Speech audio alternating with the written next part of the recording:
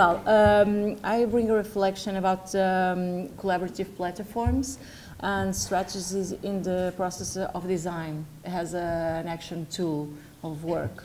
This comes about in the line of my PhD theme, and also that's also related with the work that I developed with Cátia Rijo in the Lisbon Polytechnic in the Superior School of Education, where we teach design. I'm an industrial designer, and Cátia is a communication designer.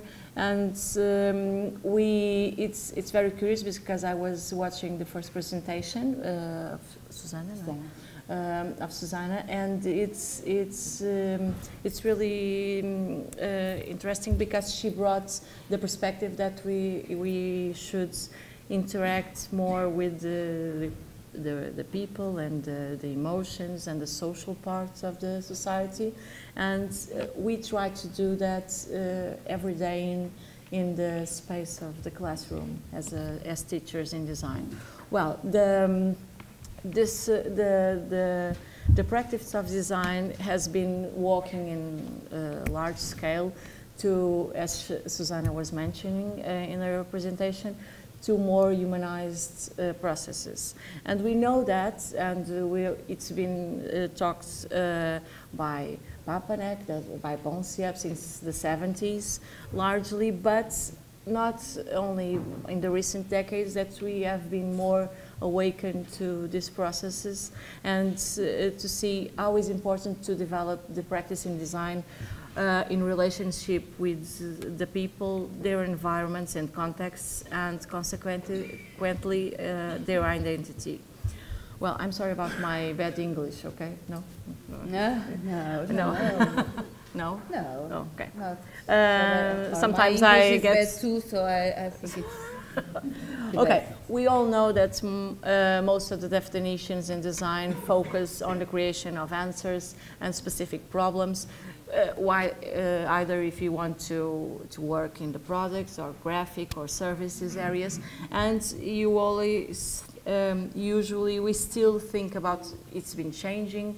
But most of the designers still are formed and educated, has only seen a problem and a solution, and in a very direct way. Okay, but now we are bringing this more.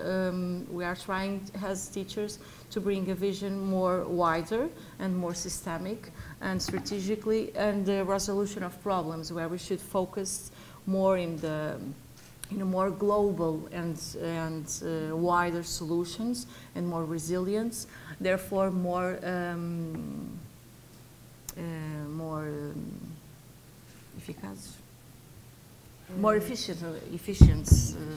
efficiently. Well, and this approach, it's an all new approach and more humane approach and social that allow us to identify new opportunities of action. So, well, the main problem that we bring here, it's that usually when you talk about design and an object or product or service, when I speak an object, it's in a metaphoric way. When you think about an object in design, it's something that evolves in time and space throughout history. So it is really important for us. Oh, sorry. At least I didn't mention that I'm a very good version of feminine of Mr. Bean, so it's possible that I will do this again. Well,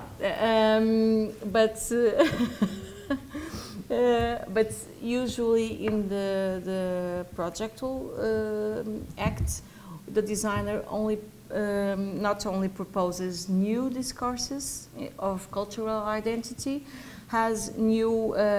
establishes new lines of objectified identity. In fact, the designer does this every day. We objectify culture. So even if it's in a graphic way or in a product way, or even in services, we objectify culture. So it's really important to stop and to think what is our culture and where is the culture that we are working on. If we are working in a environment that it's not ours, and even if we think it's ours, it's really important to focus and to understand this environment in a cultural way and how people think and live these questions and the problems that are presented to the designers. And by these questions, we can see that comes connection as the ethical and aesthetic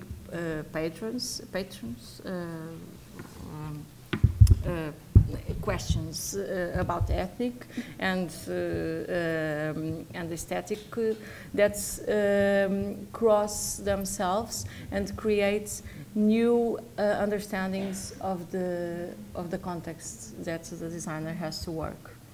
Well, now you have it in English. Yes, so. yes, I have I won't read it because I usually don't read the citations, but Beckman talks about this himself, that in the post-industrial society, we have nowadays, we believe that we are still in the post-industrial society, but already with the new contours about the new technologies and the sustainable evolution, and these crossroads that creates new opportunities in our profession.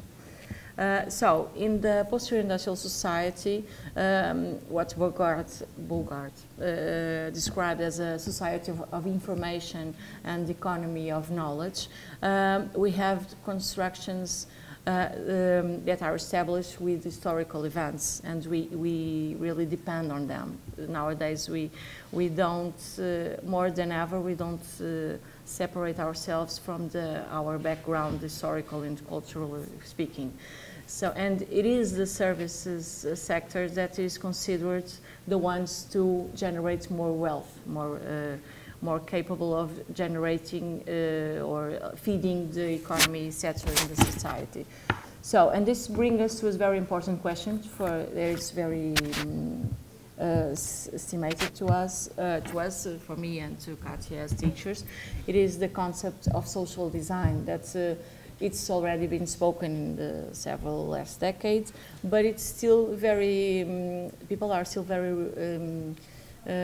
resilient to, especially the students and some teachers or professions are still very resilient, at least it's all around us in Lisbon or in Portugal, to see the importance of using and to profound this concept of social design has a process, as in collaborative process, action platforms that can be built not only by co-creating with users or co-creating with another designs or co-creating with another professionals from several areas. So these questions in the social area are really urgent to talk about.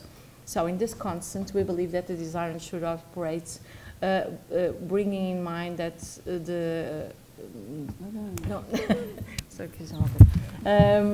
that's the concepts and realities that the designer relationships with, it has to be in the perspective where the problem emerges and where to direct, where he wants to aim, and to see how can he relate to the social part, that it's not, the problem it's not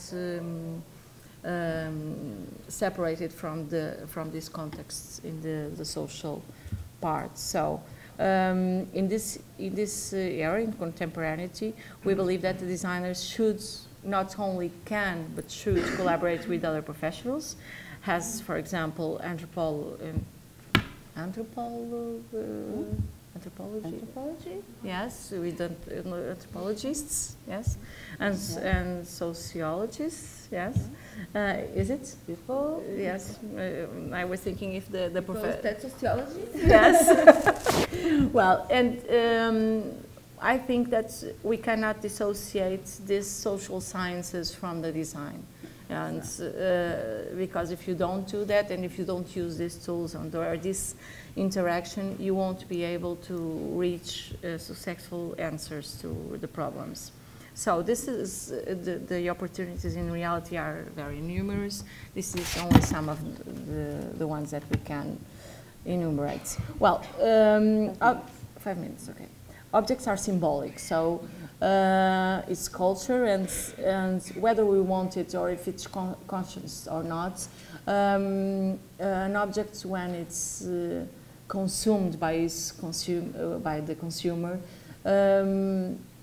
it's what the consumer does is to buy not only the strict function of an object, even if it's a book, it has a function, it's reading, or a poster, or a water bottle.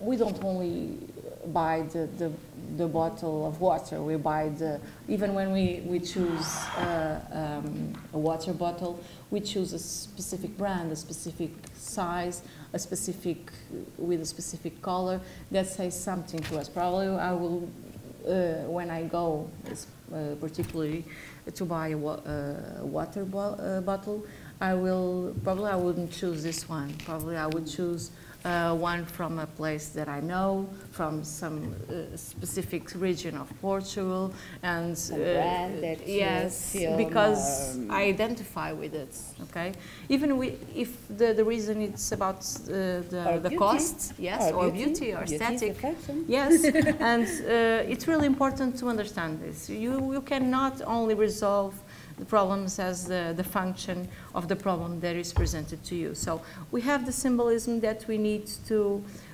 generate in the consumer, and consequently we will find its emotions, its identification with this communication. So the new globalization in the world, I speak of new globalization because we Portuguese were the ones that started some kind of globalization. Well, not only us, the Dutch and the Spanish too, but we were very good at it. We had a very good understanding of global merchandise, global markets. So, but the new globalization that we all started to talk about emerged at the final of the 20th century, and somehow in the final of the last century, in the ending, we all started to understand this local village, global and not so local, but a global village. We all started to talk about it. And we thought, well, we are going all to consume the same things. We are all going to be the same. And we consume things in Lisbon, in Paris, in Dubai, Tokyo, and it's all the same. Well, that's true, but what happened is we didn't start being all the same, but this made emerge a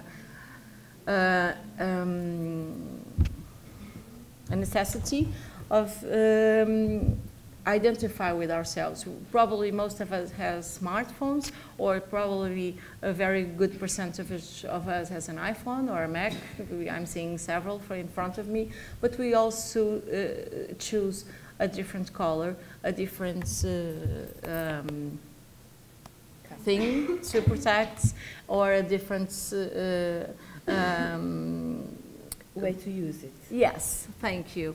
Because in ultimately what we want, we all use IKEA in several parts of the world, but probably I will cook a very specific food from Portugal in a pan from IKEA, and probably someone in Africa will do another different thing. So it's we more than ever we feel the need to identify very particularly with the local roots that we have. So what we defend is that the local comes to bring and feed again the global, even in big brands that are constantly approaching that question. So as Stenros claims, we shop because we long for value. Okay, it's not so difficult to understand. And we have, as examples, we have several collaborations from already that can give an as example as Ella Longorio, Stuart Bonche, Fernando and Humberto Campana that develop a lot of works in this area. So in some way, what we are seeing is a century apart. It's again the spirit of the arts and crafts movements, again in this new century with new contours. Or that is, we have again the needs in the arts and crafts emerged because it was an answer to the industrialization and to the everything equal. And what we have now, it's the same necessity with different contours adapting to the new contemporaneity. Yes. Yes. I will try to abbreviate a little. So we believe in collaborating in human interactions and to teach this as a principle where social design needs to be activists, to be social entrepreneur, and to be socially responsible. So ultimately, the collaborative process in design is the process where different agents experience and live the knowledge from different points of view, that's with the same goal to reach the best product or service to be in the end. So, and what to defend is to work always in a team, with go and live in the community that's around the problem, go and work with the persons that already know that product, and to dialogue. I will end only with a citation that if you want to read more, it's from, it's not really a book, it's a book, but it's recommendations from UNESCO. It's a work about reflecting about diversity, dialogue and sharing. And what UNESCO says is that the safeguarding of diversity and of local heritage and the sharing of culture from each region, country or community is the key to work even problems as a society, in wars, in conflicts, and in the new achievement of good social responsible products. So by this, we thank you very much and hope I didn't went too long. Okay, thank you. Thank you.